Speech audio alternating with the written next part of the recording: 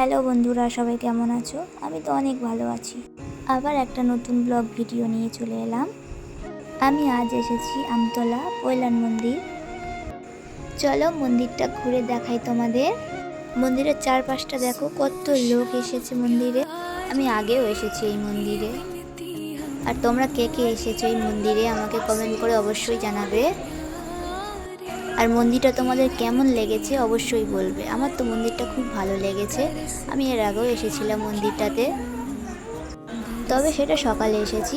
এখন তো আজকে এসেছি, রাত হয়ে গেছে, তো মন্দিরটা আরও সুন্দর লাগছে। চারপাশটা দেখো কত সুন্দর, তাই না? মনে হয় যেন এখানেই থেকে যায়। আর মন্দিরটা বাইরে যতটা না সুন্দর, এর থেকে বেশি সুন্দর মন্দিরের ভিতরটা। তো মন্দিরের ভিতরে তো আর ফটো তোলা যাবে না বা ভিডিও করাও যাবে না, নট অ্যালাউ। তো আমি আর করিনি ভিতরটা। এই যে এই জায়গাটা দেখো, এই জায়গাটা আমি আগে যখন এসেছিলাম তখন এই জায়গাটাতে জল দেওয়া ছিল, তো খুব সুন্দর লাগছিল। তো এখন জল দেওয়া নেই। এতক্ষণ ধরে ওরা আমার ভিডিও করে দিচ্ছিল, তো ওদেরকে বললাম তোরা একটু ক্যামেরাতে আয়, তোদের একটু ভিডিও করি।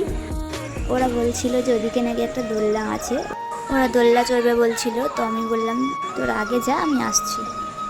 তো টাটা।